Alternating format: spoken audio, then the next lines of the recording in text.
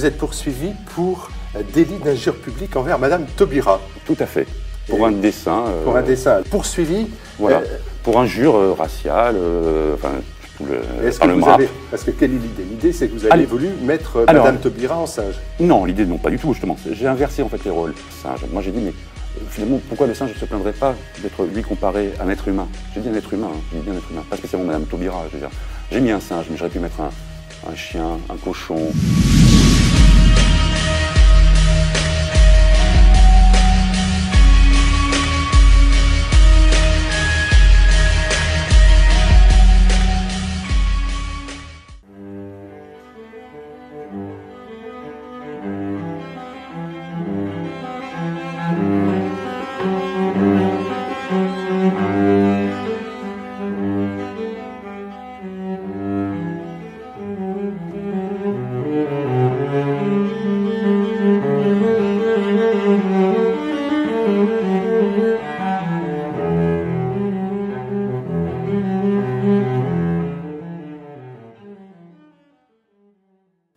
Amis de TV Liberté, bonjour.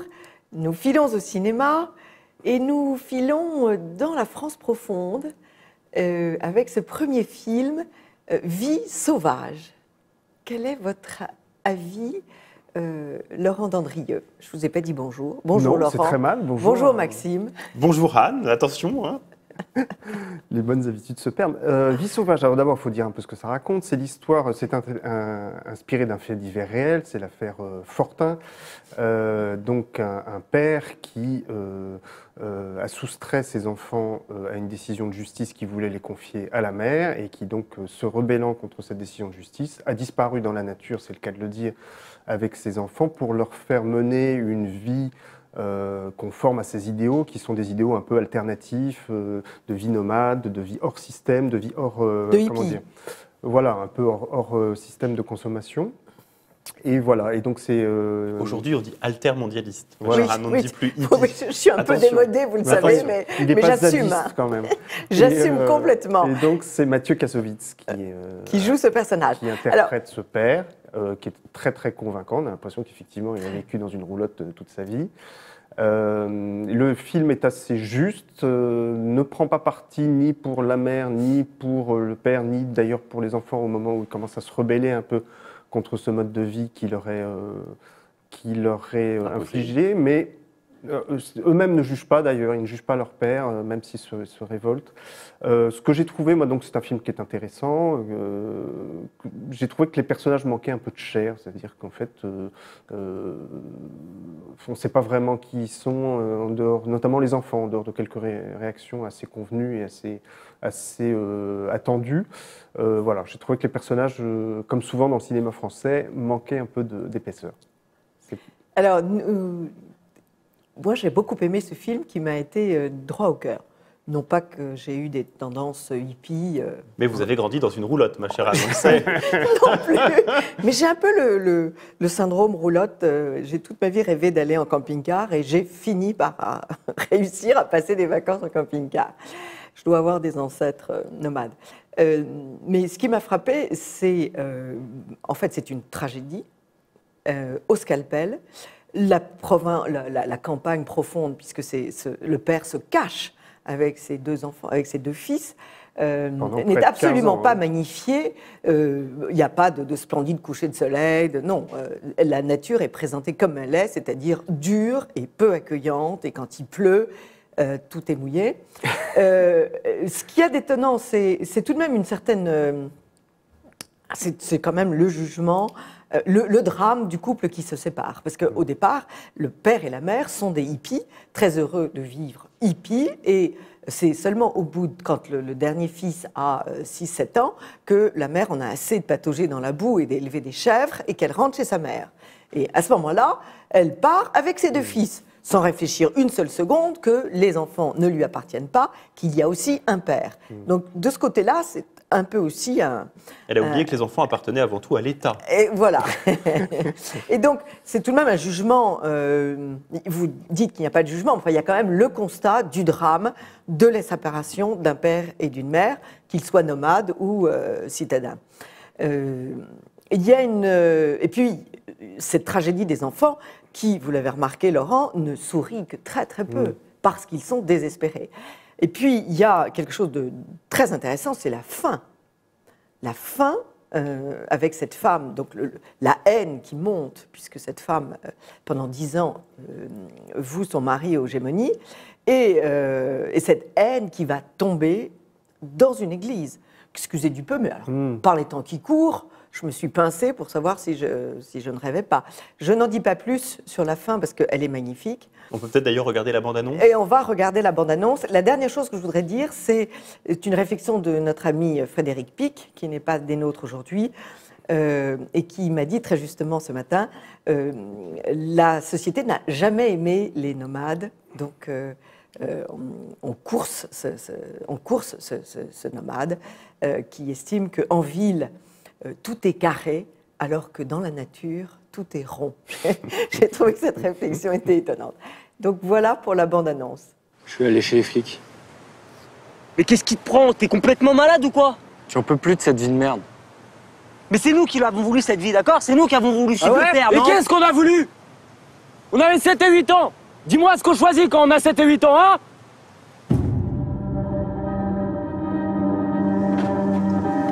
Je reviens dans une demi-heure. On part pour combien de temps? Pour toujours. C'est Léo que ça! Vous êtes mes enfants! Vous êtes mes fils, venez! Je veux votre père! Paco, attends-moi! Qu'est-ce que ça? On n'a plus rien des enfants. Juste les amis, le ciel, la providence. Maintenant, on est les vrais Indiens.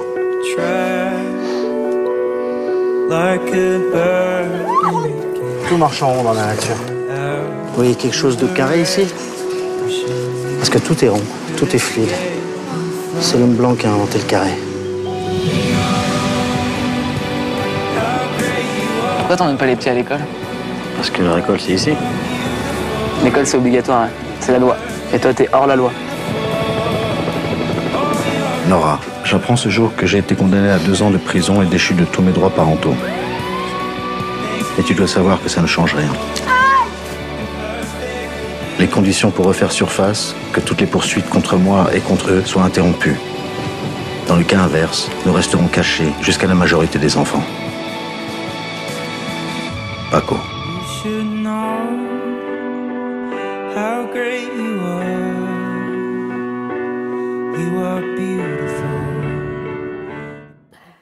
De autres films, alors Maxime, qu'est-ce que vous avez vu? Alors, moi, cette semaine, j'ai mouillé la chemise. Je suis allé voir 2 films Oui. étrangers, européens. Oui, Un allemand et un anglais, oui. qui tous les deux sont une histoire de guerre. Alors, le premier qu'on a vu tous les deux, Laurent et moi, c'est 71. Oui. Alors, c'est formidable parce que le titre peut s'exprimer dans toutes les langues, donc on n'a pas besoin de le traduire.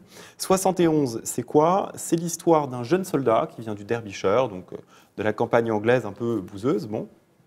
Qui est La enrôlé campagne dans est l'armée. toujours bouseuse. Vous savez. Quel Oui, mépris, mais quel non, mais mépris. La c'est dit dans le campagne, film. c'est la C'est dit dans le campagne, film. c'est la terre, et quand il pleut, c'est de la boue. Non, mais c'est dit dans le film, c'est-à-dire que ses D'accord. supérieurs jugent qu'il vient d'un endroit bouseux. D'accord. Et il est enrôlé dans l'armée, il pense partir pour tel ou tel pays d'Afrique, et là, boum, on leur apprend qu'ils partent le lendemain à Belfast, puisque Ouais. nous sommes à l'époque charnière, c'est-à-dire au moment de l'affrontement entre les catholiques et les protestants, où Belfast est à feu et à sang.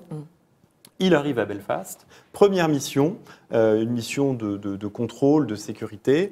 Et là, un des manifestants, qui est un enfant, leur vole un fusil. Il court avec un de ses camarades soldats pour récupérer le fusil. Son camarade soldat se fait tuer.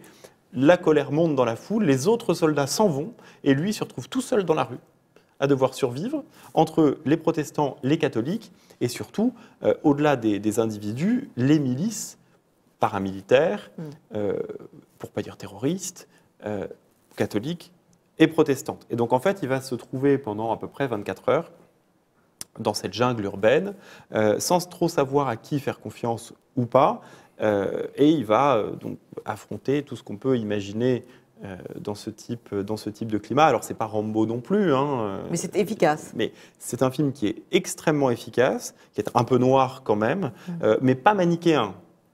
C'est-à-dire qu'il n'y a pas les gentils catholiques asservis par les méchants britanniques ou les gentils protestants britanniques asservis par les méchants catholiques. On voit la haine réciproque que se vouent les uns et les autres, sont d'ailleurs tellement que la raison soit explicitée dans le film. C'est pas du tout le propos du film.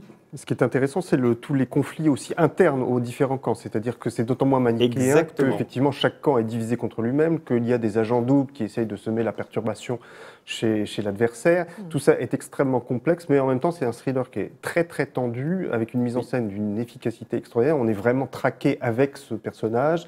On ressent comme lui la peur de se prendre une balle perdue à tout moment, le souffle des explosions. C'est vraiment très impressionnant pour un premier film d'un réalisateur qui d'ailleurs est franco-britannique. Il a la nationalité française, mais il a toujours vécu en Angleterre. Il s'appelle Yann Demange et il est plus que prometteur.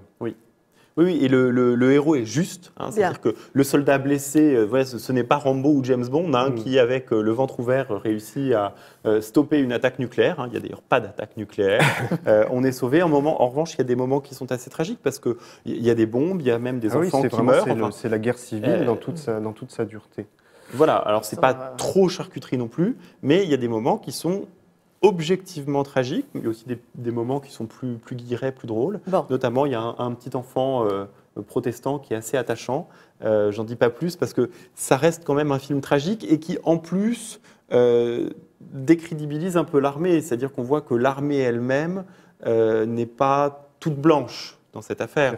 Elle rentre dans des considérations politiques qui sont parfois assez vaseuses. Mais c'est un vraiment beau film, en plus porté par un jeune acteur absolument époustouflant qui s'appelle Jack O'Connell, dont on va reparler certainement dans les années à venir. Merci beaucoup. C'est un film qui est juste. 71. Donc ça fait deux films justes. Ça fait deux films justes. Vie sauvage et 71. Il y en a un troisième. Oui. Alors, je me suis dit, c'est la mode du mur de Berlin, on ne parle que de ça dans la presse, allons voir. Westen, ou De l'autre côté du mur, en français, qui est un film allemand qui se passe en 1975, si ma mémoire est bonne, et qui raconte l'histoire d'une jeune femme qui décide de quitter Berlin-Est pour s'installer en République ouest-allemande. Et donc, elle réussit à passer la frontière en usant d'un certain nombre de subterfuges. Et là, il y a l'affrontement. Enfin, la grande question, c'est comment réussir à s'intégrer dans cette nouvelle Allemagne, passer le cap des différentes inspections sanitaires, politiques, etc. Le propos du film est assez intéressant parce qu'on n'est pas, là encore, dans une espèce de manichéisme à deux francs où on voit la pauvrette d'Allemagne de l'Est qui est parfaitement intégrée. En 10 minutes, elle arrive, tout le monde lui saute dans les bras et on dit « Oh, sois la bienvenue, on t'aime tous, on va t'accueillir chez nous. » Non. Soyons clairs, c'est un parcours du combattant. Et ça, j'ai trouvé que c'était quelque chose qu'on voit très rarement dans la fiction, que ce soit à la télé ou au cinéma. Donc c'était plutôt intéressant. Et c'est assez universalisable, c'est-à-dire que si vous retirez l'Allemagne de l'Est et que vous appliquez ça aux immigrés, voilà, c'est les désillusions du déracinement en fait qui sont universelles. Vous pensez trouver un Eldorado et vous trouvez des tracasseries administratives, des gens qui se demandent ce que vous faites là et qui vous accueillent pas forcément très C'est comme Samba, sauf que c'est juste. Vous l'avez vu aussi, West End. Oui, tout à fait. Oui. De l'autre côté du mur. Après, moi, je reste quand même un petit peu plus circonspect sur la dimension un peu politique du film, puisque cette femme qu'on nous présente comme étant un peu la femme lambda se révèle être en fait une grande scientifique que l'Allemagne de l'Est laisse partir. Et puis, il y a toute une espèce de sujet... La veuve d'un grand scientifique. Et la veuve d'un grand scientifique aussi, qui lui-même serait mort, mais enfin, c'est pas sûr. Donc, il y a toute une espèce de pseudo-complot. Donc, elle est persuadée que tous les services secrets sont après elle. Donc, la dimension psychologique me semble... en faire un petit peu trop. Et vous, Laurent Non, j'ai trouvé que c'était un film intéressant, effectivement, parce qu'il a ce point de vue qui est assez original. Mais je suis resté un tout petit peu sur ma faim. Il y a notamment une mise en scène qui manque de force. Voilà, c'est intéressant, mais c'est pas la vie des autres. Non, c'est pas la vie des autres. Ou même Barbara. Même le scénario est pas... Vous faites bien de le dire, ce n'est pas la vie des autres, qui était un extraordinaire film. Et puis, Interstellaire, Laurent? Interstellar, oui, Interstellar. on ne peut pas ne pas en parler parce que c'est vraiment le film du moment. Et moi, c'est un film qui m'a absolument impressionné de manière très très forte. Pour tout vous dire, au bout d'un certain temps, je me dis, il s'est passé tellement de choses qu'on doit être bientôt, les 3 heures doivent être bientôt finies. Je regarde ma montre, il s'était passé que 2 heures. Et là, j'ai dit chic. 2h49. Ouais. Et là, j'ai dit chic, il reste encore 1 heure. C'est vous dire si c'est prenant et captivant. Oui. C'est un film absolument magnifique visuellement. C'est vraiment le film spatial dans toute la noblesse du genre. Et ça a le mérite aussi de poser des très belles questions. Alors parfois de manière un peu compliquée, comme souvent dans les films de Christopher Nolan, qui est un cinéaste très ambitieux, qui aime bien faire un peu de métaphysique. Et donc parfois, à certains moments, il y a des conversations à la limite de la science et de la métaphysique sur le rapport entre le temps et la gravité. On est un tout petit peu perdu. Ce qui est extraordinaire, c'est qu'on s'en fiche. Comme dans Inception, ça n'a pas d'importance. On peut accepter d'être perdu et de se laisser porter par cette puissance narrative qui est absolument extraordinaire. Le sujet, c'est la Terre dans un avenir proche. Les ressources sont au bord de l'épuisement. Tout le monde se reconvertit en agriculteur parce que vraiment, on manque de nourriture. Et la NASA sait que bientôt, on va même manquer d'oxygène. Donc, dans le plus grand secret, il prépare un plan pour essayer d'exiler la population sur une autre planète. Et donc, le héros qui est joué par Matthew McConaughey est envoyé dans le cosmos dans l'espoir de trouver une planète plus hospitalière.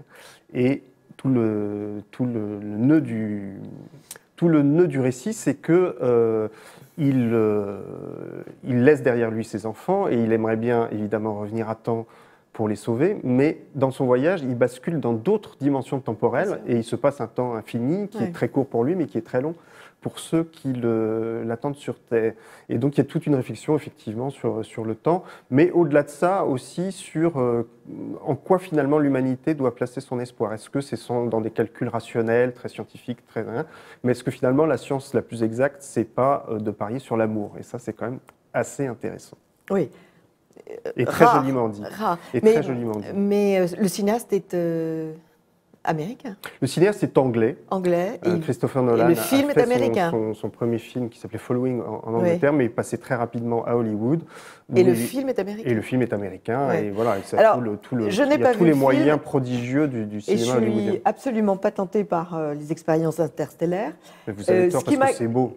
Ce qui m'agace un peu, c'est les annonces apocalyptiques qui correspondent très bien à la volonté d'un certain nombre de gens de dire il faut que nous prenions d'un gouvernement mondial qui prendrait en main la nourriture, d'abord le malthusianisme, il faut diminuer la population mondiale, il faut qu'on s'occupe de tout, et c'est pas du tout ça. Pas du tout ça. Enfin, ça quand même, ça participe au sentiment de panique, il n'y a pas assez de nourriture et il n'y a pas assez d'oxygène. Mais moi je trouve ça très intéressant au contraire que les films d'anticipation dans leur quasi-totalité décrivent le futur, y compris le futur proche, sous un jour apocalyptique. Ça veut dire quand même qu'il y a un sentiment très largement partagé qu'on va dans le mur et que les gouvernements qui nous on matraque, Laurent, on matraque. Mais vous avez l'impression que la société va dans le bon sens ou Ah non. Mais en même temps, si le film allait dans le bon sens, sûrement pas. Non, sûrement pas. Mais le malthusianisme,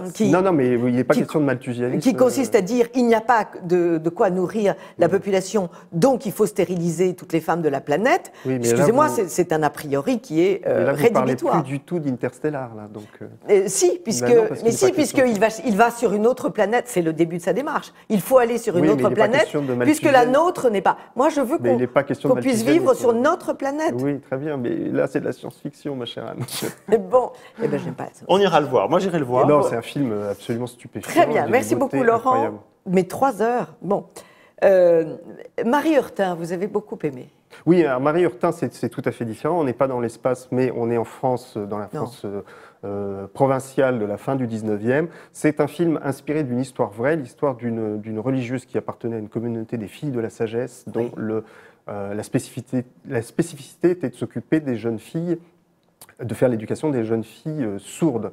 Et voici que des parents leur amènent une jeune fille, Marie Hurtin, qui non seulement est sourde et aveugle. Et la supérieure de la communauté dit non, nous ça on ne sait pas faire, désolé, mais ramenez-la chez elle, on ne saurait pas comment s'en occuper. Et la religieuse, qui est jouée par Isabelle Carré, a une intuition que son charisme et sa vocation, ça va être de s'occuper de cette jeune fille et d'inventer une méthode pour lui apprendre à communiquer. Et donc le film décrit ces efforts-là de manière extrêmement touchante, extrêmement poignante. Et c'est un message d'espoir tout à fait étonnant qui n'est pas sans rappeler un peu en dessous en termes de qualité de cinéma. Ce film magnifique qui s'appelait Miracle en Alabama, qui racontait lui aussi l'histoire d'une femme qui s'obstinait pour sauver de cet emprisonnement de la surdité et de la cécité une jeune enfant. Et c'est vraiment une histoire magnifique dans laquelle Isabelle Carré qu'elle joue avec une implication tout à fait étonnante, avec l'aide d'une jeune actrice qui n'est pas aveugle, mais qui est sourde quand même. Voilà. Ouais. Et c'est tout à fait étonnant. À la fin du film, il y a une espèce de prière d'action de grâce de cette jeune fille à l'égard de sa bienfaitrice qui vous tire les larmes à peu près immanquablement. Donc c'est un film à voir. Mais ça fait beaucoup de films à voir. Oui, là, c'est une période quand même très faste. C'est une belle période. Autant il y a 2-3 semaines, c'était pauvre. On rappelle donc Vie sauvage, 71, Interstellar et Marie Hurtin. Marie Hurtin. Et rappelons, puisque Laurent Dandrieux, le spécialiste de Woody Allen, est là, toujours, Magic in the Moonlight. Le dernier Woody Allen, qui est tout à fait plaisant. Qui est un festival d'élégance et d'intelligence. Et de drôlerie. Et de drôlerie, exactement. Merci beaucoup à tous les deux. Merci. Chers amis de TV Liberté, à tout de suite pour une autre rubrique de Perles de Culture.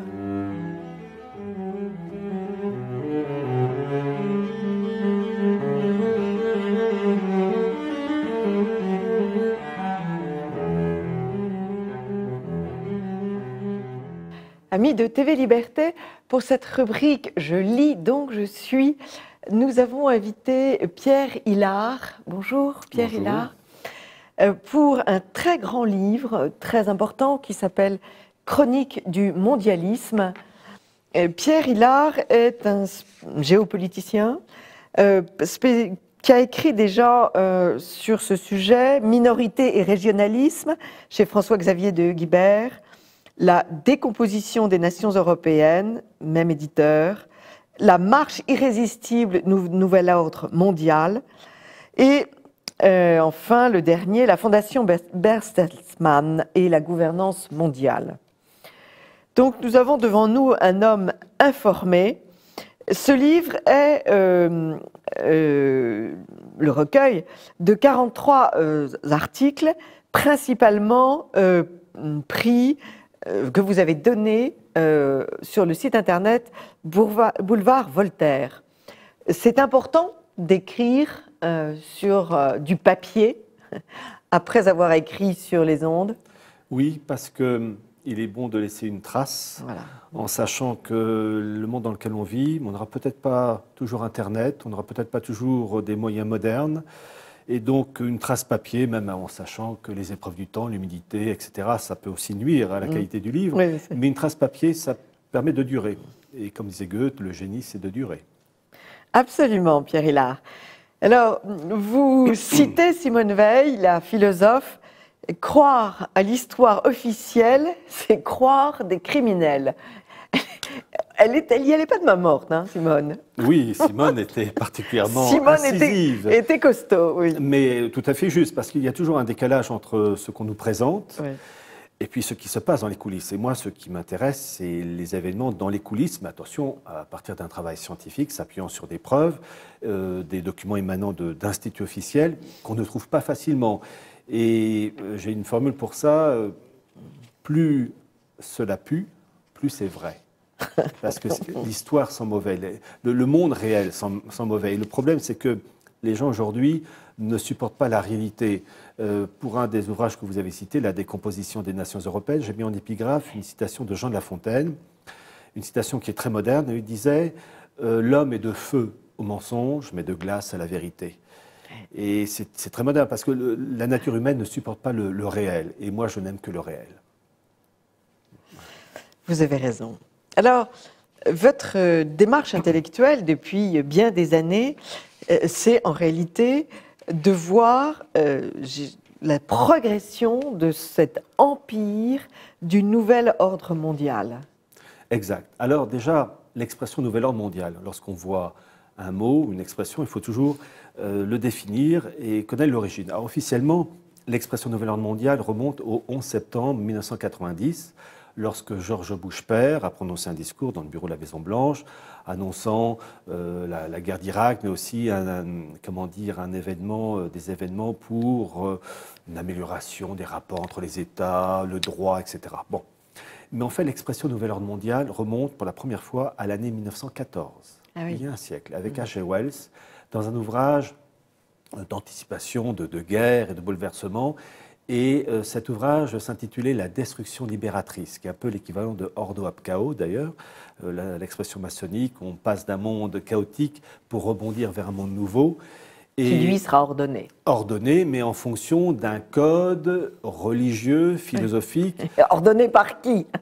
Alors là, vous commencez à être un peu incisive, dans ce sens que si on avait, c'est ce que je disais, à définir le mot nouvel ordre mondial, qu'est-ce que c'est? C'est l'expression d'un courant religieux, philosophique, qui est l'émanation directe du judaïsme talmudique. Et dans cette histoire, vous avez depuis 2000 ans une guerre farouche entre, j'allais dire, les deux maisons mères, la synagogue et l'Église. Et qu'est-ce que c'est exactement? C'est une guerre entre la révélation et la révolution. C'est ça le nouvel ordre mondial. Alors, cet ordre mondial, vous en stigmatisez un certain nombre de conséquences, et notamment la dépouille des États par la régionalisation. Au lendemain de ce référendum en Catalogne, avec le prochain redécoupage de la France, qu'en est-il? Alors, ces événements ne sont pas fortuits, dans ce sens que toute la construction européenne s'appuie sur des documents qui favorisent la régionalisation. En fait, pour voir la construction mécano, vous avez trois étapes, trois niveaux. L'Union européenne, les États, les régions. Depuis 1957, traité de Rome, il y a de plus en plus de pouvoirs donnés à l'Union européenne, enfin au début la CE, la Communauté économique européenne, et ensuite, depuis Maastricht 1992, l'Union européenne. De plus en plus de pouvoirs donnés aux régions, et entre les deux, les États sont vidés de leur pouvoir régalien, battre monnaie par exemple, maintenant qui est une compétence européenne, avec Francfort, l'euro, il n'y a plus de francs, de marques, de lire, etc. Et donc, dans une relation à trois, eh bien, vous avez un élément en trop, c'est comme l'époux, l'épouse et la maîtresse, il faut choisir. Et dans cette histoire, vous avez donc les régions qui ont de plus en plus de pouvoir, et ces régions traitent de moins en moins avec l'autorité nationale, mais de plus en plus avec l'autorité supranationale de Bruxelles, ce qui fait que les régions contournent l'autorité nationale pour traiter directement avec Bruxelles.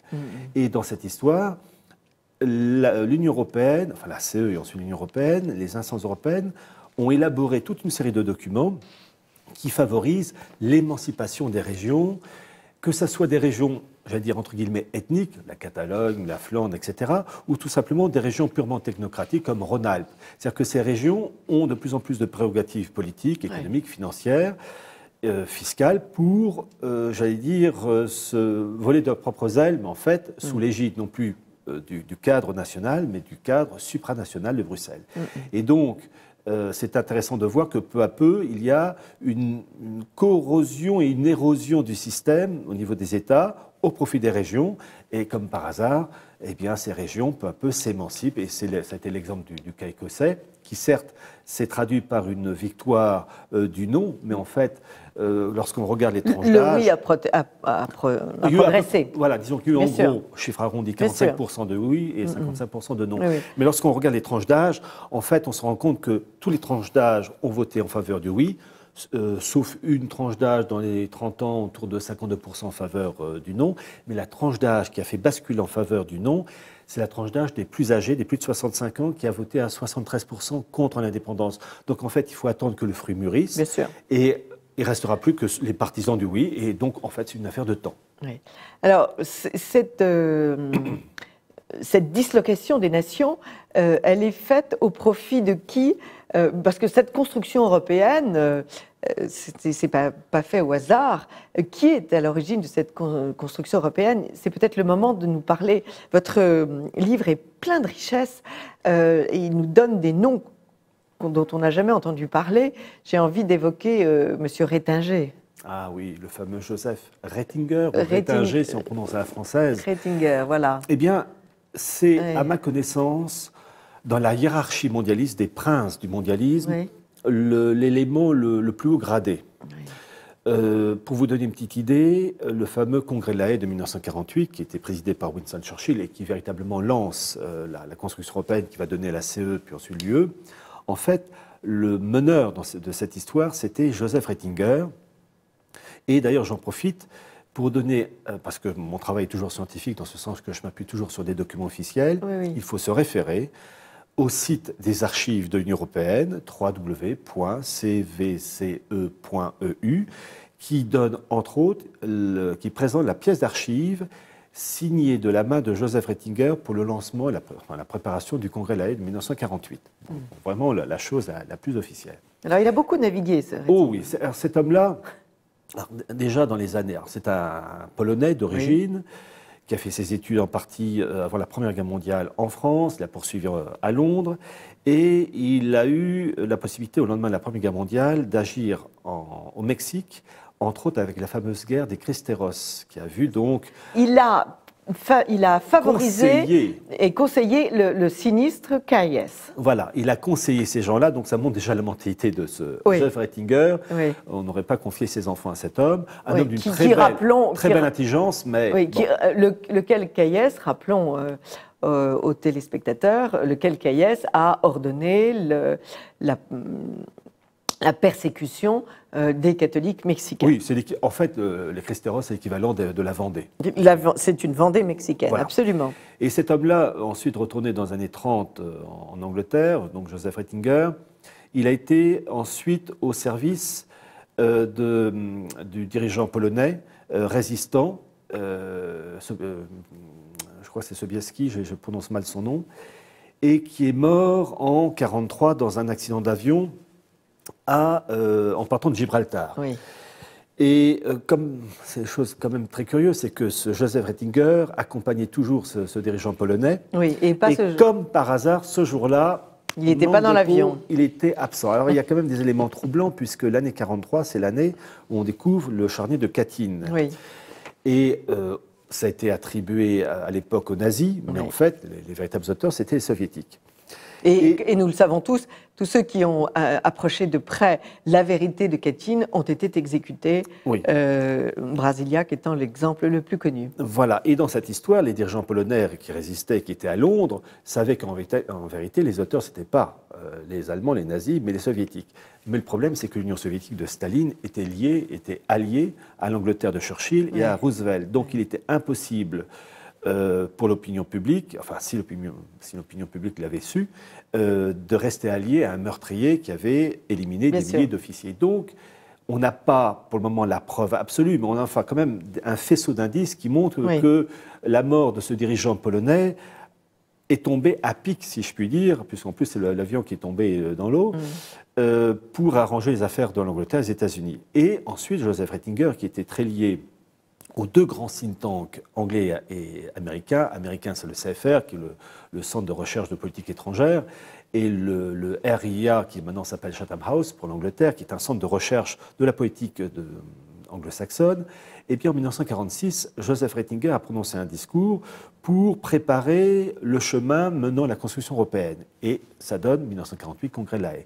Et par la suite, il a été à l'origine de la mise en place de différents instituts ou mouvements pro-européistes. En 1948 ou 1947, je n'ai plus la date exacte, c'est le mouvement européen qui était dirigé par un Anglais, Duncan Sandys, mais qui était le gendre de Winston Churchill, et Joseph Ratzinger était en arrière-fond, et le même Joseph Ratzinger a joué un très grand rôle dans les années 50 pour la création de Bilderberg, qui est donc cet institut élitiste qui réunit chaque année le gratin politique, économique, militaire, journalistique, pour parler de l'avenir de la planète. Et donc cet homme-là est éminemment important et il est quasiment pas connu. Pas connu. Donc ça, c'est vraiment une des grandes richesses de votre livre. Alors, cette Europe, en fait, elle a tout de même des desiderata extrêmement précis. Cette Europe, elle est faite pour une suprématie, on peut dire, germano-américaine. Alors, lorsque on passe en revue tous les documents clés de la construction européenne, c'est la chose que j'ai faite, entre autres dans mon livre Minorité et régionalisme, charte de la régionale, Convention 4 pour la protection des minorités, charte de l'autonomie locale, charte de l'autonomie régionale, coopération transfrontalière, aménagement du territoire, ça fait beaucoup. Documents officiellement européens, en fait, ce sont des documents rédigés par les Allemands.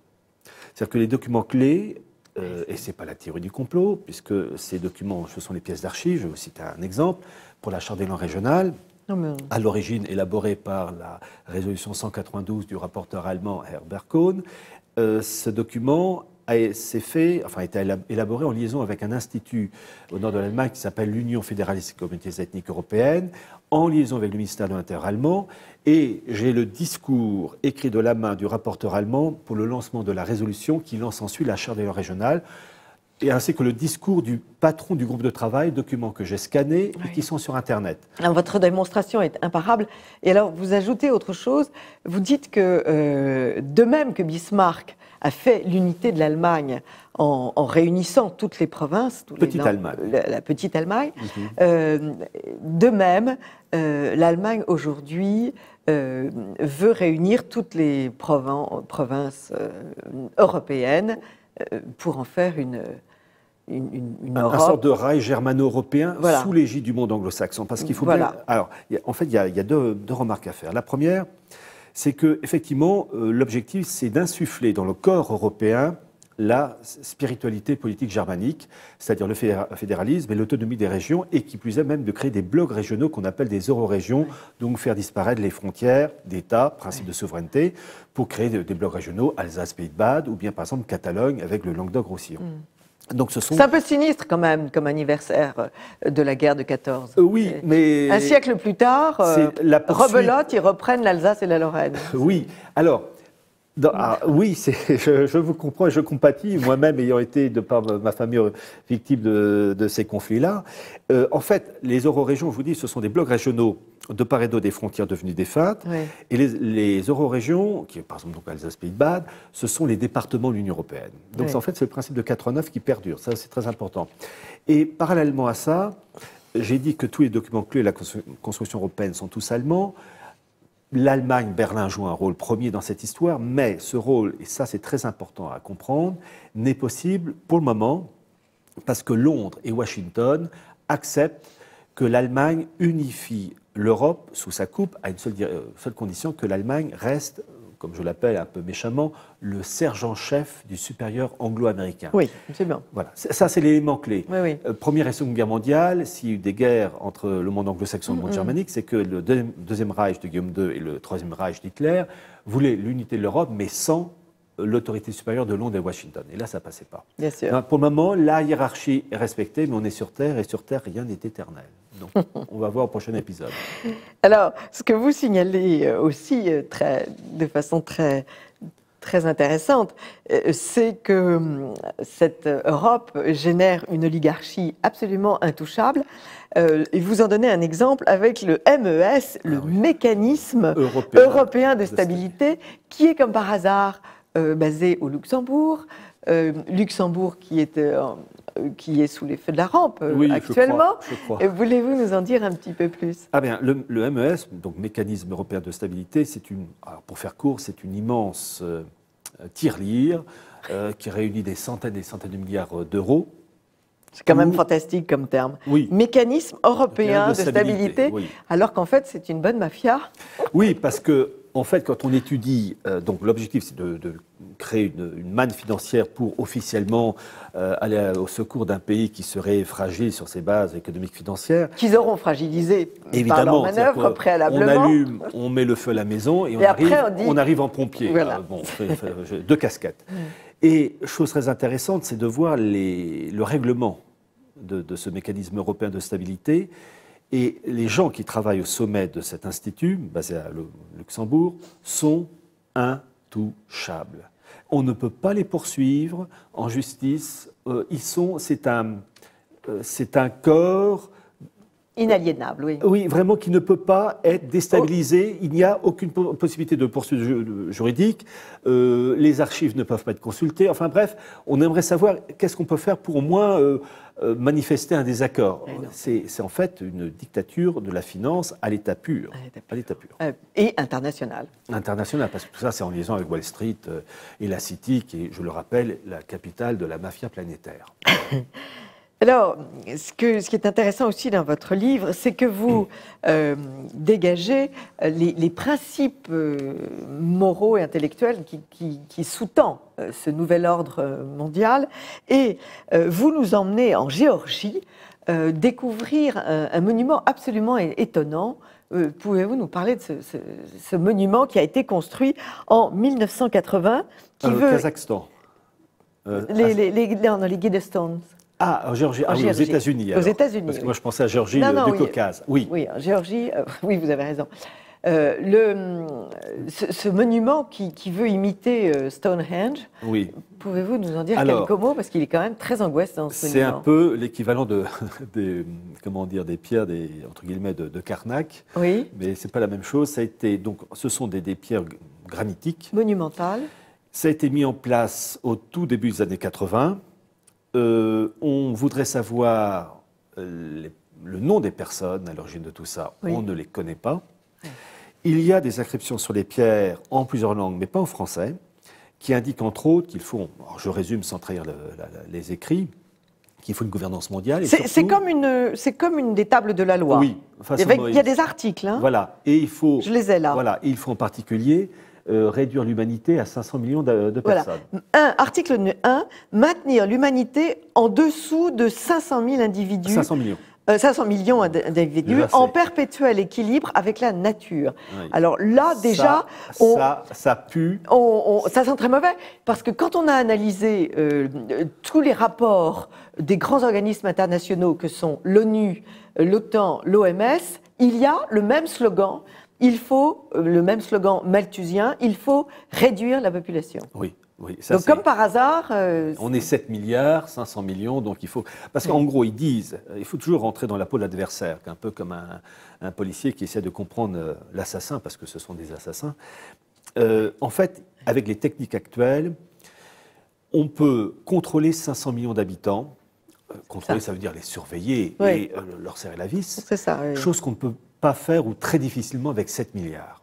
Et donc, 500 millions d'esclaves, gérés par des techniques très modernes, permettant d'utiliser les ressources de la Terre au service d'une élite. Voilà. C'est ça, d'une plutocratie. Et ça fait donc 500 millions d'acheteurs qui sont tranquilles, qui auront les moyens d'acheter... De robots, parce qu'en fait, ça sera une humanité asservie. Article numéro 2. Guider la reproduction intelligemment en améliorant la forme physique et la diversité. Guider la reproduction. Donc on est vraiment là... 1984. On est dans 1984. Article 3. Unir l'humanité avec une nouvelle langue mondiale. C'est fait. Nous allons tous parler anglais. Un globish. 4. Traiter de la passion, la foi et la tradition et toutes les autres choses avec modération. C'est quand même fabuleux, ça. Oui, c'est très révélateur, oui, parce qu'en fait, il va de soi que les valeurs traditionnelles, classiques... provoquent la guerre. Et les valeurs vieille France ont toujours conduit à des guerres, et à des génocides. Voilà. Donc il faut, évidemment, je mets avec des guillemets, parce qu'il y a des personnes qui malheureusement n'ont plus l'esprit pour comprendre l'ironie. Oui, c'est du second degré. Il faut toujours revenir... Bon, effectivement, il y a une volonté d'éradiquer, mais on le voit bien. On le voit bien avec... les méthodes d'éducation, et puis ensuite la refonte de la famille, on crée tous les modèles voulus inimaginables. Donc en fait, créer ce que j'appelle un individu réduit à un simple estomac prolongé par un sexe. Voilà. C'est tout simple. C'est tout. Équilibrer les droits personnels, sociaux et les devoirs individuels. Ça, et les devoirs du groupe.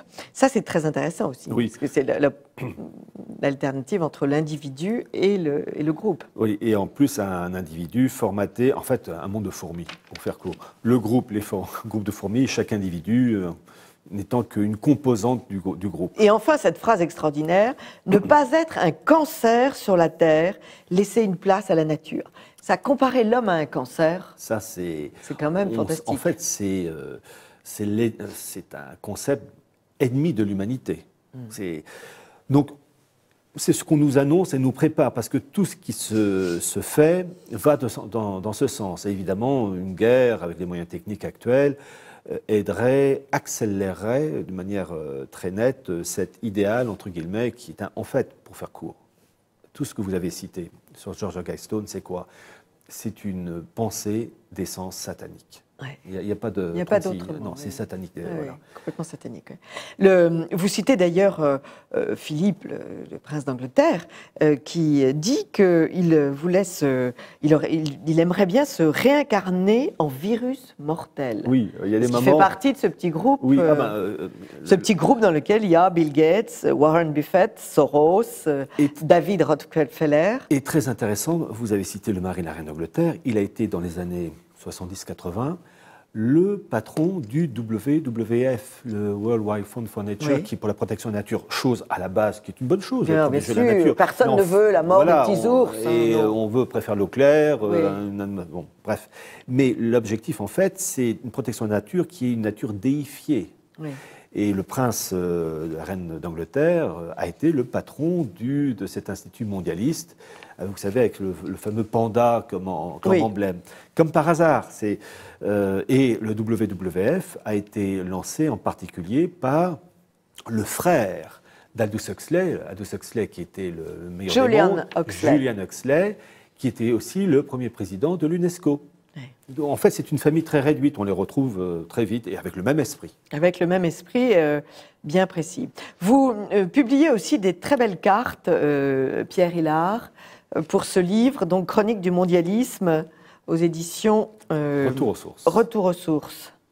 Oui, alors ce sont des cartes rares, dans ce sens que j'ai voulu illustrer mes propos par des documents officiels, et à chaque fois, je mets les sources. Alors c'est très intéressant parce qu'il y a des cartes entre la décomposition des États européens, mais aussi américains. C'est un document de 1957 qui est sorti. C'était un Léopold Kohr, qui était un Autrichien, enfin anglais, mais d'origine autrichienne, qui a publié un bouquin intitulé « La décomposition des nations » dans les années 50. Et c'est très intéressant parce qu'il publie une carte de l'État américain décomposé, parce que tous les États sont concernés. Y compris celui du Vatican. Nous n'en parlons pas maintenant, mais quand vous aurez lu le livre, vous comprendrez ce que je dis. Le Vatican est animé Le Vatican est un point clé dans la mise en place du nouvel ordre mondial depuis Vatican II. Voilà. Donc ça, vous apportez aussi des faits. Des faits assez tragiques. Et pour la carte des États-Unis décomposée des années 50, donc c'est un projet de décomposition là aussi, eh bien, une chose qui est très intéressante, vous avez un document de l'agence Reuters qui est sorti il y a un mois ou deux, qui recense le pourcentage d'Américains voulant faire sécession. Oui. Et document officiel, oui. Et les pourcentages vont de 19 ou 18 à 34%. Oui, oui. Les territoires du Nord-Est, le Vermont, etc., c'est 18-19%, et les États qui veulent faire sécession, Texas, Arizona, c'est 34%. Et donc, vraiment, on voit qu'il y a une volonté d'éclater les États, mais en fait, l'objectif, pour faire très court, vous avez parlé de l'Union européenne, c'est pour cette gouvernance mondiale de créer des blocs continentaux. L'Union européenne en est le prototype le plus avancé, mais vous avez l'Union africaine, vous avez l'UNASUR pour l'Amérique du Sud, vous avez l'Union économique eurasienne qui a été lancée par Vladimir Poutine, qui veut mettre en place, et je cite Poutine, une Union eurasienne supranationale. D'ailleurs, c'est très intéressant de voir que Vladimir Poutine travaille main dans la main avec les Lubavitch, les juifs orthodoxes. Et là aussi, c'est très intéressant avec entre le rabbin Lazare. Et dans le cas nord-américain, vous avez la création, qui a été lancée en 2005, de la communauté nord-américaine, Canada, États-Unis, Mexique. Et donc, l'objectif, c'est de donner, comme pour l'Union européenne, les pouvoirs à une entité supranationale nord-américaine. Et donc, les États à l'intérieur vont se décomposer parce qu'ils n'ont plus lieu d'être. C'est très intéressant. Oui, voilà. les États veulent se dégager de Washington parce qu'ils se sentent de moins en moins libres chez eux. On a vu des manifestations de grands propriétaires terriens et de gros éleveurs. Parce que Washington s'est mis à vouloir posséder des terres qui, jusqu'à présent, étaient libres, sur lesquelles ils pouvaient laisser paître leurs troupeaux. Exact. Et Washington a décidé que ces terres seraient à eux, comme on fait en France avec comment ça s'appelle, les parcs naturels. Oui. Ils ont décidé de mettre des parcs naturels partout, et comme ça, plus personne ne peut faire paître ses troupeaux, ce qui, pour un Américain de ces régions-là, est tout de même un peu gênant. Mais le problème, c'est que malheureusement, beaucoup de ces Américains, ils n'ont pas compris que la fuite qu'ils prennent pour échapper à l'autorité de Washington, c'est en fait pour plonger dans une autre trappe qui est une souricière qui va permettre donc la mise en place d'un bloc nord-américain. Voilà, donc en fait, on passe d'un piège à un autre. Oui, c'est-à-dire que si on revient en arrière, la Fédération des États américains interdit toute séparation. Oui. Alors que, au moment de la guerre civile, les États du Sud voulaient rester indépendants, et ça, Washington ne le supporte pas. Les États du Nord ne voulaient pas. Voilà. Pierre Hilard, merci beaucoup pour ces chroniques du mondialisme qui sont extrêmement instructives, plutôt inquiétantes, parce que vous nous révélez des choses vraiment très, très inquiétantes. Vous le trouverez dans cette manifestation qui s'appelle « Lire sous les sapins » et qui est, que vous allez voir annoncée sur l'écran, qui est un salon du livre avec de grands écrivains comme Jean Raspail, comme Philippe de Villiers, comme Reynald Secher, Marion Sigaud, et tous les écrivains que vous avez vus sur cette antenne. Et c'est en face de l'église d'Auteuil, 64 avenue Théophile Gautier, toute l'après-midi du dimanche 30 novembre. Voilà, merci beaucoup Pierre Hilard. Et il y aura donc ce livre dans la librairie. Comme ça, les amis de TV Liberté pourront le trouver. À tout de suite pour une autre chronique de Perles de Culture.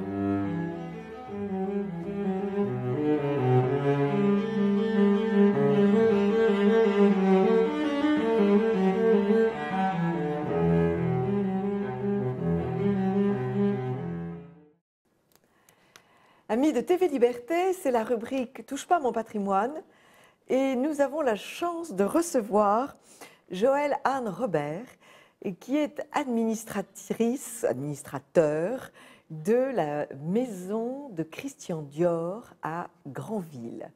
Bonjour madame. Bonjour Anne. Merci Maxime de nous assister. Je suis sûre que Christian Dior n'a aucun secret pour vous. Aucun.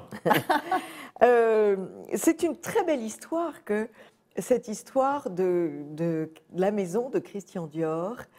Pouvez-vous nous rappeler en fait, cette maison avait été vendue parce que le père de Christian Dior avait fait de mauvaises affaires. Absolument. C'est une maison où le conservateur et fondateur du musée Christian Dior avait l'habitude de dire qu'elle a été sauvée par la guerre. Parce qu'en fait, en 1929, à la suite de cette crise économique mondiale, la famille Dior a été ruinée. Et il a fallu se détacher de la villa, des meubles, enfin tout ce qui concernait les Roms. Et donc cette villa a été vendue. Effectivement, la mairie de Granville était intéressée par le jardin. Parce que Granville, qui est sur un rocher, c'est pour ça qu'on l'appelle la Monaco du Nord, s'est développée sur son rocher, mais il n'y avait pas la place d'avoir un jardin. Et donc, le conseil municipal a dit, ben, nous allons acheter cette propriété, mais nous allons démolir la maison, parce que cette villa ne présente aucun intérêt. C'est une villa anglo-normande, de style anglo-normand, de la fin du 19e siècle, et elle avait tout de même un intérêt, mais bon, le conseil municipal a déclaré démolition de la ville en mai 1939. Et ensuite, évidemment, les événements se sont accélérés en France. Il n'était plus question de s'occuper des villas. C'était la guerre. Et donc... Et Dieu merci, elle n'a pas été détruite pendant la guerre. Elle n'a pas été détruite. Le débarquement s'est passé plutôt au nord de Granville. Oui. Granville a été peu touché par la guerre. Et donc, cette maison est restée en état. Saint-Lô, par contre, qui était la sous-préfecture, a été complètement détruite. Rasé, oui. Et donc, il a fallu trouver des espaces pour mettre les services fiscaux et le cadastre, notamment, les services du cadastre. Et ils ont été installés dans la villa Les Roms. De Christian Dior. Et c'est pour ça qu'on peut dire que cette villa a été sauvée par la guerre. Parce qu'ensuite, après la guerre, on a reparlé de la villa. Et elle était occupée. Bon. Et donc, ils ont fait des travaux et la villa était à nouveau habitable. Ensuite, dans les années 60, tous ces services du cadastre sont repartis à Saint-Lô. Et à ce moment-là, c'est le service de la RIMA, donc de l'artillerie maritime, et on a fait des logements pour les officiers de la RIMA à l'intérieur de la villa. Et donc, la villa a retrouvé une nouvelle vie jusqu'à ce qu'en 87, c'était l'anniversaire des 40 ans de la première collection de Christian Dior. Et un conservateur, qui était en même temps conservateur à Cherbourg et à Saint-Lô, s'est intéressé à Granville, puisque c'était quelqu'un de la famille de Christian Dior, c'est Jean-Luc Dufresne, qui a eu l'idée et a fait germer cette idée au sein du conseil municipal d'en faire un musée qui aurait des collections et qui serait un hommage à Christian Dior. Et voilà. Et donc, c'est comme ça qu'est né le musée. Merci beaucoup, parce que c'est une belle histoire. Parce que cette maison a tenu un grand rôle dans la vie de Christian Dior, qui l'adorait. Absolument. Et alors, pouvez-vous nous expliquer ce phénomène Christian Dior qui commence donc juste après la guerre. Juste après la guerre. Oui. Alors, Christian Dior, donc sa famille était une famille bourgeoise normande quand même. Il n'est pas né de n'importe qui. C'était au départ une famille rurale, mais qui tout de suite est allée vers le développement industriel. Ils ont su prendre le bateau au bon moment. Et Lucien Dior, qui était l'oncle de Christian Dior, est même devenu ministre du Commerce et de l'Industrie sous les gouvernements Briand et Poincaré. Oui. Et ensuite, il s'est même associé avec le père de Christian Dior, qui avait déjà fait depuis longtemps, depuis l'arrière-grand-père de Christian Dior, s'était spécialisé dans les engrais chimiques. Et au musée, nous avons une bouteille d'eau de Javel Dior et des sacs d'engrais Dior. C'est quand même très amusant. Et le fait que son oncle ait été ministre a quand même bénéficié. Au parfum, finalement. Il était. Ah, mais vous savez que les habitants de Granville disaient ça pue Dior. Quand il les vend, rapporter les odeurs des usines chimiques. Et Madame Dior adorait les fleurs, et dans sa villa, donc maintenant le musée, elle avait fait une roseraie magnifique, qui existe toujours, une pergola, enfin, elle s'entourait de fleurs pour que ça sente la rose et non pas autre chose. Voilà, voilà. Alors, et donc, juste après la guerre... juste après la guerre, alors Christian Dior a quitté Granville dans les années 19. Il est allé à Paris et au fond, si vous pensez, il avait 20 ans en 1925. Et à Paris, c'est l'ébullition au point de vue artistique, littéraire. Et donc, il rencontre Jean Cocteau, il rencontre des artistes comme Darius, Milhaud, Satie, enfin plein d'artistes, et il est fasciné. Mais alors, évidemment, ce n'est pas du tout l'idée de ses parents. Alors, il négocie, il veut bien apprendre le piano en s'inscrivant en Sciences Po. Mais Sciences Po ne l'intéresse absolument pas. Lui, il est passionné par les arts et par la littérature. Et ensuite, au moment de la guerre, il va être mobilisé en 1939. Il va faire son service militaire avant, être mobilisé en 1939, démobilisé en 1940. Et ensuite, il va aller dans le Midi, rejoindre ses parents, qui s'étaient installés aussi à Calian, du côté de Montauroux.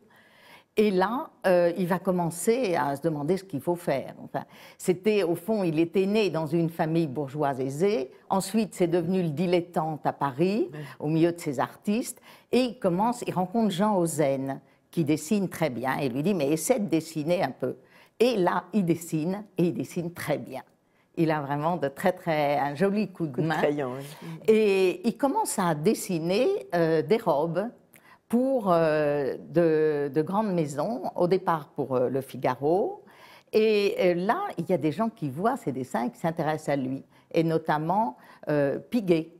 Et donc, en 1938, il rentre chez Piguet. Ensuite, il va en partir au moment de la guerre. Et quand Piguet le rappelle, malheureusement, il y a un problème de correspondance. Et quand il revient, Piguet a pris Antonio de Castillo comme modéliste. Si bien que Christian Dior se retrouve, mais pas sans rien, parce qu'il est déjà un petit peu connu. Chez Piguet, il a fait une robe qui s'appelle Café Anglais, qui est déjà le début du New Look, avec une petite taille fine, une jupe large. Et tout le monde a quand même senti qu'il y avait quelque chose. Et c'est Lucien Lelong qui l'appelle, en même temps que Balmain. Et alors, mais Balmain va quitter Lucien Lelong. Et Christian Dior se dit, mais au fond, moi, pourquoi je resterais là? Et il a très envie d'avoir sa propre maison. Et il rencontre Boussac, qui était... Qui parie sur lui. Voilà, le roi du coton à l'époque, et qui parie absolument sur lui. Mais Boussac a une maison, la maison Gaston. Et on lui fait visiter la maison Gaston, en lui disant, mais vous ne pourriez pas remettre un peu ça, moderniser la chose, on peut peut-être... Mais Christian Dior n'a aucune envie de faire du neuf avec du vieux.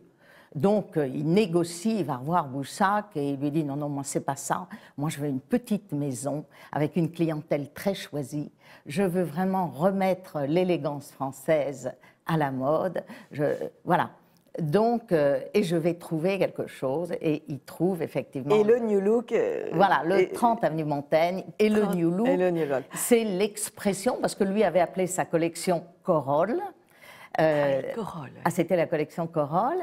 Et le New Look, c'est l'expression de Carmel Snow, qui était une grande journaliste de mode américaine, qui a assisté le 12 février 1947 à ce premier défilé, avenue Montaigne, et qui est venue embrasser Christian Dior en lui disant « It's a new look ». Et voilà, l'expression est restée. C'est très juste parce que en ce temps-là, on voit les femmes pendant l'occupation ont des jupes droites, longues, des silhouettes très rectilignes et un peu sinistres. Avec très peu de tissu. Avec très peu de tissu. La guerre, quand même des coupons, la guerre oblige.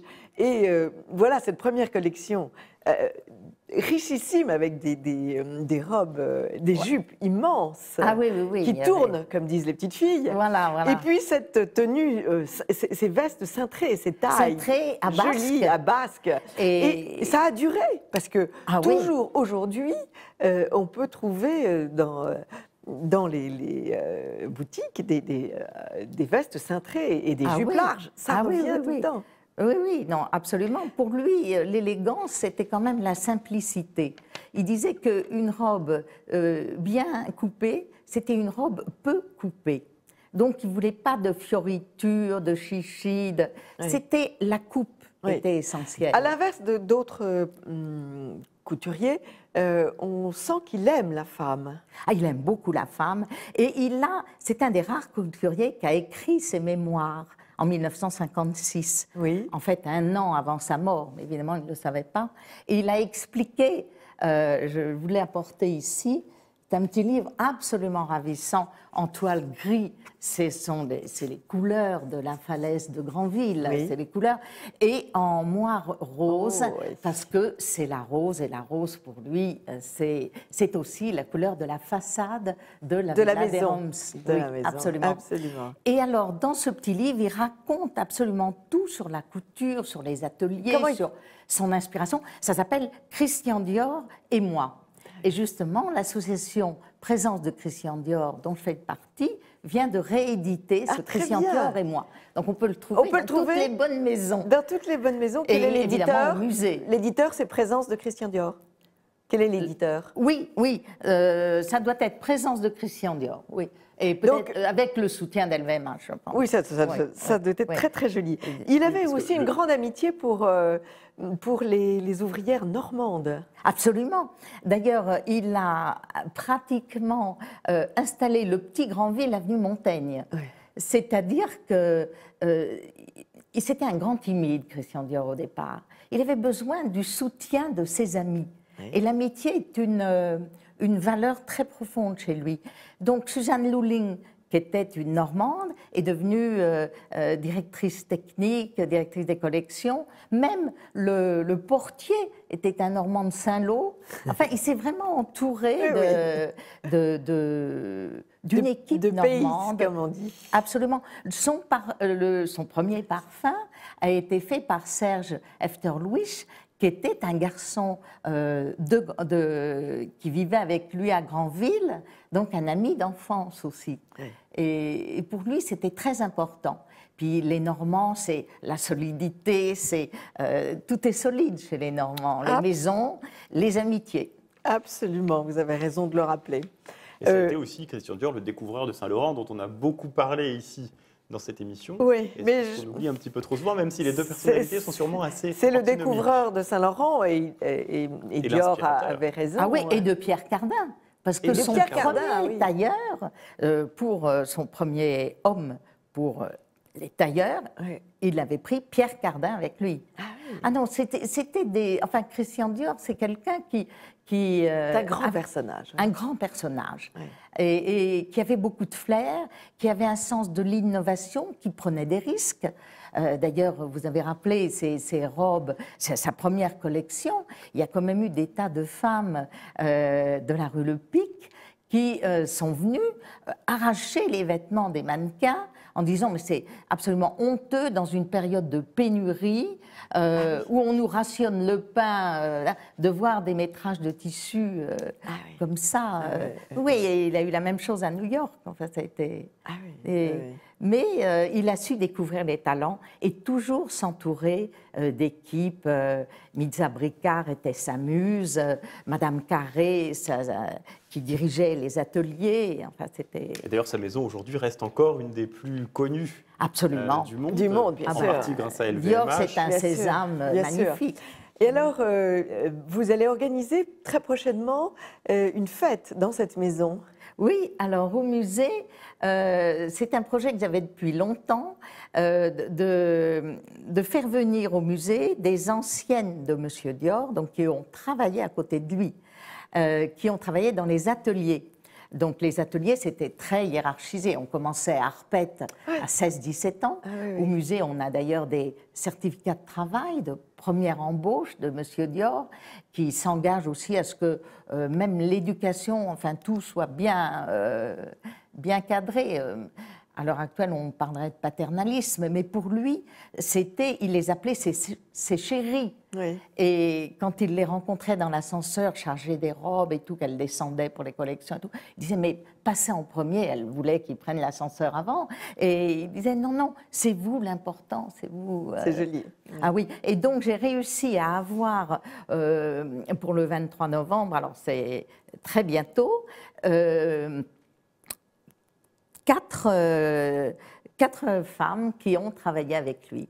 Et qui ont été soit au départ petites apprenties, puis petites mains, puis seconde main, puis première d'atelier et chapeautées toujours par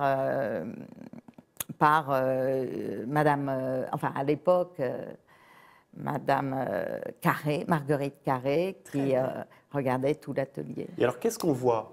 C'est peut-être une question qui me tient à cœur. Qu'est-ce qu'on voit? Qu'est-ce qu'on peut voir à la maison de Christian Dior à Granville? Est-ce qu'on voit les décors dans lesquels il a grandi? Est-ce qu'on voit des collections? Alors, ce qui est dommage, c'est qu'évidemment, tout le mobilier a été dispersé, comme je vous ai dit au moment de la faillite.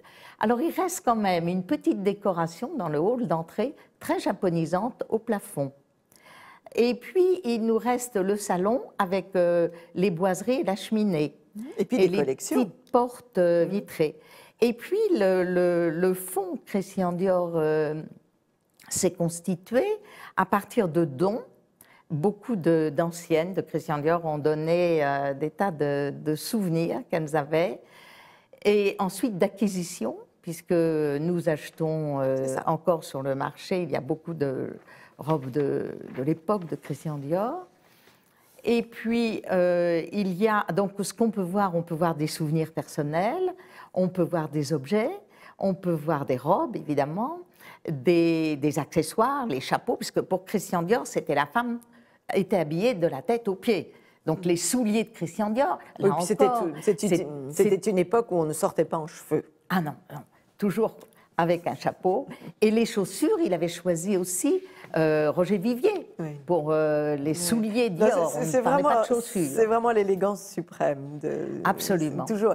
Vous avez apporté, Joëlle Anne Robert, un foulard Dior avec donc tous les codes. Exactement. De Christian Dior. Oui, puisque vous m'aviez parlé de la pérennité du style de Christian Dior. Alors... Et là, on reconnaît les codes. Alors, on voit en bas le muguet. Oui. On voit les fauteuils néo, qu'on appelait Louis XVI 1910. Oui. On voit les pois. Oui. On voit les roses, qui était la fleur qu'il aimait beaucoup avec le muguet. Oui. Et puis, on voit le pied de poule. Le pied de poule. Alors on voit... Et les marguerites. Et les marguerites, oui, oui, enfin les fleurs. Les marguerites qui sont terriblement normandes. Oui, oui, oui. Et le rose. Alors il n'y a pas le motif panthère qui revient très à la mode cette année. Et le motif panthère était quand même un motif que Christian Dior affectionnait particulièrement. Voilà. Et au musée, donc, on a en plus une collection, on a une exposition, une grande exposition de mai à septembre, qui là touche beaucoup de sujets. On a eu Dior et l'impressionnisme, on a eu... La maison est ouverte toute l'année aux visites. La maison est ouverte depuis 2 ans, toute l'année. Et en hiver, c'est-à-dire en ce moment, on peut aller à Granville et voir l'exposition qui est seulement faite avec nos réserves. Donc c'est une exposition où il n'y a pas d'emprunt venant d'autres musées, c'est uniquement nos réserves et on l'appelle toujours une maison des collections. Merci beaucoup. C'est l'occasion de passer un joli week-end à Granville qui, on l'a compris, n'a pas été détruite pendant la guerre. Exactement. De voir aussi des jolies maisons, des jolis décors, des jolis paysages. Absolument. Et la mer. Et la mer. La mer a une couleur magnifique. Et la villa est située sur un jardin de falaise. Donc vous avez, par beau temps, on peut voir Chausey et même Jersey. Donc un week-end à Granville, c'est fabuleux. Et un livre à lire, donc Christian Dior et moi. Oui, et puis tous nos catalogues d'exposition, vous apprendrez toujours quelque chose. Beaucoup de catalogues d'exposition. Et votre site internet, s'il faut le dire, le site, comment s'appelle-t-il ? Musée Christian Dior. Musée Christian Dior. Musée et jardin Christian Dior, parce qu'on n'a pas parlé du jardin.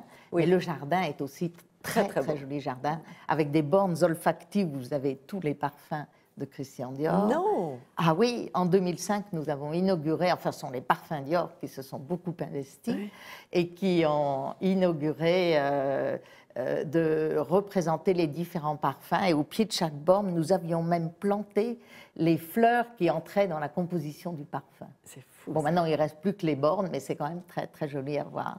Puis le musée avec sa pergola, sa roseraie, sa bambrouseraie. Enfin, c'est vraiment très joli. Merci beaucoup, Joëlle Anne Robert, pour cette invitation à Granville. Et cette invitation. C'est moi qui vous remercie de m'avoir invitée. À nous souvenir de ce grand homme, Christian Dior. Merci beaucoup. Merci Maxime. Et à la semaine prochaine. À la semaine prochaine, amis de TV Liberté.